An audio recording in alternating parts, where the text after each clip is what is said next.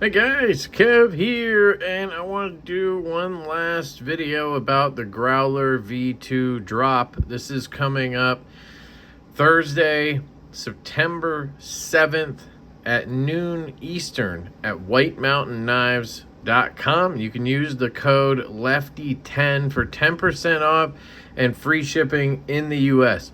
You can also use your favorite YouTuber's code if they happen to have one, whatever you want to do, but make sure you use a code because you'll save 10%.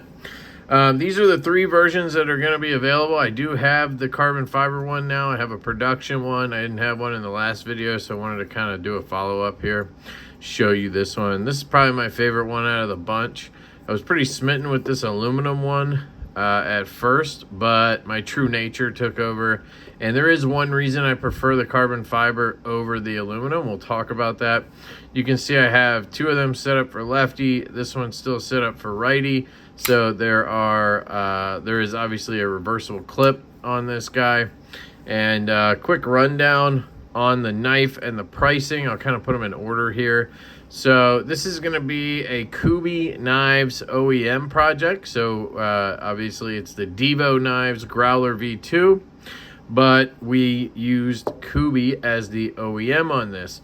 We went with 154 cm on this guy. So we wanted to change it up a little bit from what we've done a lot lately, which is 14C, 28N. You can see these are all 154 cm blade steel. There's the three versions. This one is white G10. And then it has all black titanium hardware. Everything in terms of hardware, pivot collars, and backspacer is titanium, except for the clip, which is steel. And then that's coated, obviously. I believe it is a PVD coating. I'm pretty sure it's PVD, not DLC. And then you have the blade, which is black washed. So it's PVD coated, and then it is tumbled to give it this really nice matte black wash look. We really like the black wash finish from Kubey. These are on bearings. You can put skiff bearings in these. 5mm 1/16 11 ball bearings will fit in here. I believe I have them in this one and this one. Then we have the carbon fiber version. I think this one's gonna go quick. I usually don't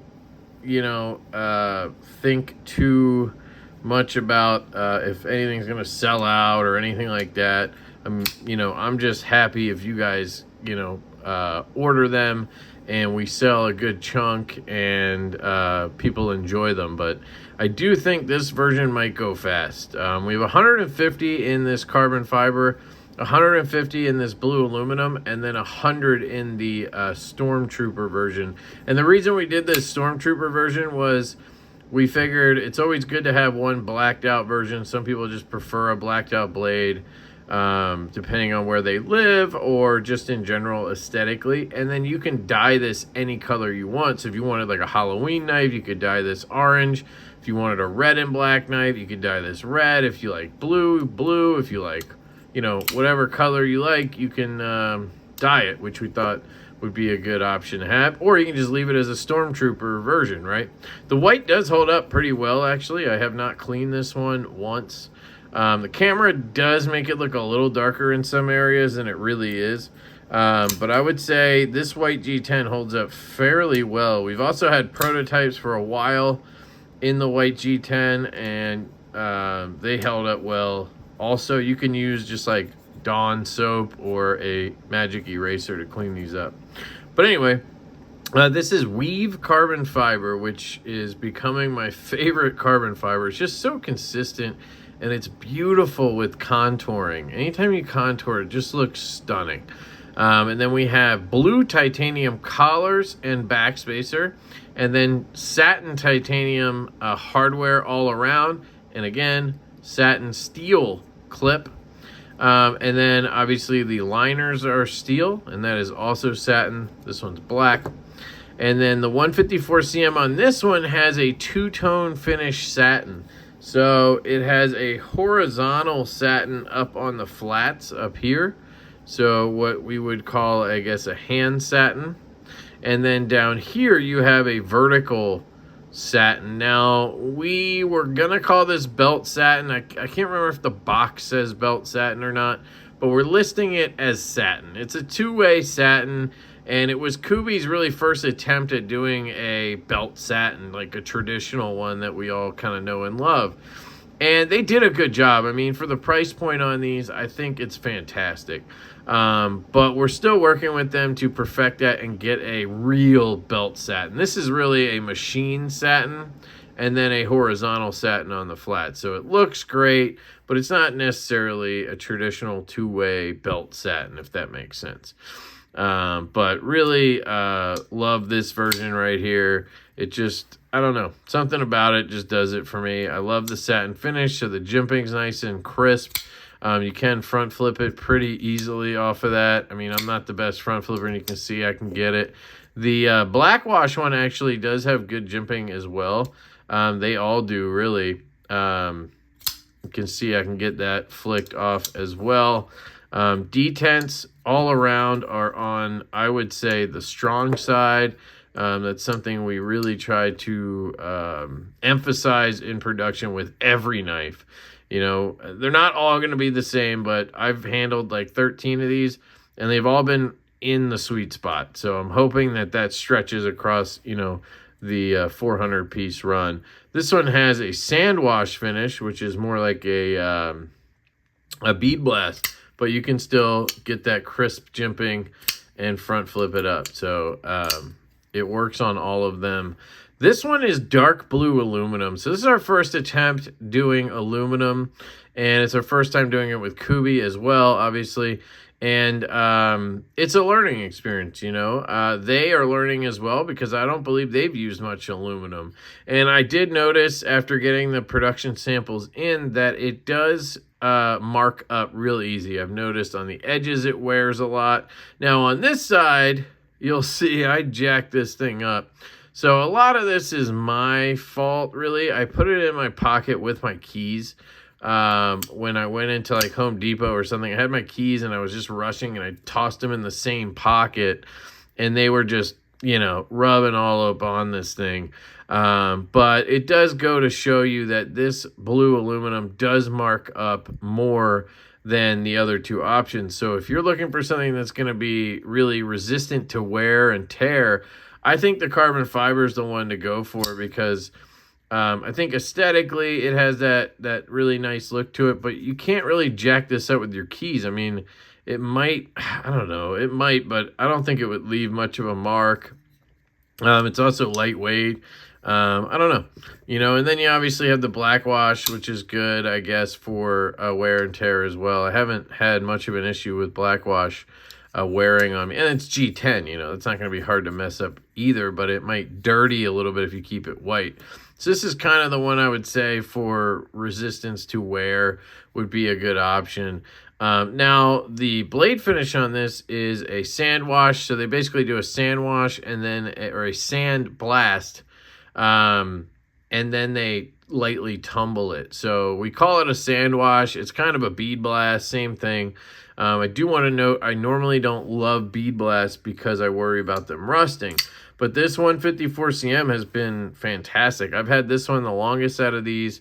Carried it, you know, probably for a week or two straight. Absolutely love this particular version right here, if you can't tell. I did try to clean up the scratches with a magic eraser, and I was really going at it. I think I honestly started to fade the ano doing that. So don't use a magic eraser, what's it called? Magic not marker, magic eraser. Yeah, that's what they're called. They look like you know, scrubbers. And I think I kind of, you know, did a little damage here, but we are working with Kubi on that. They said they've talked to the company that finishes the aluminum, and they have found a more durable way to do it. So if we do another run of these in the future, depending on how you guys like them, buy them, whatever, we might do aluminum again, and then we'll probably have a more durable finish. But that's kind of how it goes. You know, you live and you learn. But I did send these out to a couple of folks, Nick Stas over at Stas23, Casey over at Knives Fast, And I don't think Stasa had any issues with it wearing. Casey did a little bit around where the clip marks up, but that's on every titanium or aluminum metal knife, really. And then he said the edges, you know, it would wear a little bit kind of like this. So for some of you, that's going to be patina, and you're going to like that. And, you know, and for some of you, you're going to hate it. You know, if you're, I kind of compare it to CRK when it comes to their snail trailing. So kind of think along those lines. If you're into that, great. If you're not, you might want to check out one of these other two versions. But this version's great. I mean, the detent on it is crispy. The action on it is probably the best out of the three on that aluminum. Now, they're all going to be different. You know, these are just the three I have. This one's damn near close. And this black one's just a little bit tighter on the close. And I think that's mostly just because it's black wash. It'll take a little bit of fidgeting and all of that to break that detent track in. And then it'll probably end up having the same exact action. But I mean, it still drops to your nail. Smooth shake home. That's how they all are. Some of the changes from the V1, we did a complete overhaul, essentially. We went with the wire clip instead of a sort of budget clip that the OEM on that one, Shieldon, did. This one's Kubi again. We contoured the scales. We got away from micarta and went with carbon fiber, G10, and aluminum. We switched from 14C 28N to 154CM. We have a bead blast, a satin, and a black wash version. What else? We shrunk the hole. That was a big thing you guys really emphasized on the last one we did. You guys did not like the large size hole, and we listened. So we shrunk that hole down. You can't fit your whole finger through there. I mean, I guess it depends on the person, but I can't. And it does make it easier to fire. Even though I got used to that one, and I don't know if I just convinced myself it was good, but this one, you know, you can still thumb flick, no problem. You can slow roll it out, no problem. Reverse flick it out, no problem. And then you have that added benefit of having a sort of front flipper on it. It's going to depend on the person. Some of you guys are not going to be able to do it. But I can do it pretty consistently on all of them. I will say it does, you know, it'll tear up your finger a little bit over time if you sit there and do this over and over. But it is kind of fun to add into your repertoire of things. Centering on this one's a little bit off. That was one of the reasons I kept this one. And then dead centered. So I went through 13 of these myself. White Mountain Knives QC checked all of the knives. Out of the 400 knives, we had like 15 or 20 we held back because there were some scratches on the aluminum ones. I think there was 2 carbon fibers that were slightly off center. And then we had some white G10 ones that had like black stuff around the pivot because the coloring kind of wore onto the G10. Or, you know, I don't know, maybe it's just schmutz or something. But those were held back. And, you know, we'll probably sell those. You'll see those on White Mountain Knives eventually listed for a reduced price, listing the reason why. And or we might be able to correct them or whatever, but looks like we'll have around 350 on the drop because we did take 30 of them ourselves for Divo, and we're going to keep those for blade shows, probably Blade Show West mostly. And then the rest will get dropped on the website, whitemountainknives.com. So there you go. Pricing, sorry, I meant to cover that earlier. The G10 is $99. So white G10, black wash, 154 CM, all titanium hardware, backspacer, pivot collars, obviously steel wire clip, $99, and you can use any code you want. Lefty10 will work, and that'll make it right around $90 shipped to your door. These two are going to be $109 retail. So you get weave carbon fiber or dark blue aluminum. You get a two-way satin or a sand wash in 154 CM for $109. Use the code, and that will knock it down to right at $99. So you are under $100 on all 3 of these versions, and I think that's reasonable. I think we're coming in at a good price. We're never going to beat the actual OEMs like Kubi and Kaiser and you know, Miguron and QSP and whoever you want to list. We're not going to beat their prices because we're paying them to make our knives. So no matter how you look at it, they're going to cost more. But I think even with that, if you consider the fact that we had to pay Kubi to make these, then it's a partnership between White Mountain Knives and Divo Knives. And we're still coming in under $100 out the door, shipped to your house. I think that's really reasonable. But you guys will be the judges of that. You'll let us know with your wallets, of course.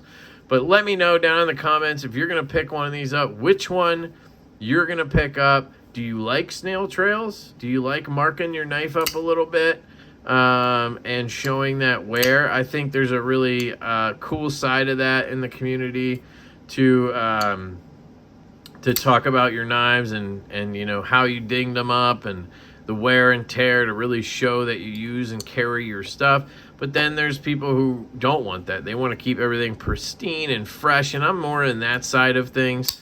So I think this carbon fiber one is my sweet spot when it comes to this version. I'm also a satin whore. But this blue one really does speak to me. It's kind of my first love when it comes to these. And then when I got the CF one in, I was like, oh yeah, that one's nice. And the White Storm one, or the Stormtrooper one, really stands out to me as well for times like, when I'm cutting open icy pops all night for my kid and myself, mostly for myself.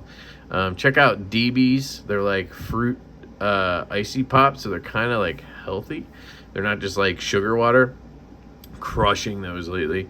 But anyway, I can cut those open all night and not have to worry about rusting my blade at all. Now, I did it with these two as well and had no issue, but I was quicker to run it under the tap right after and then wipe it down, you know?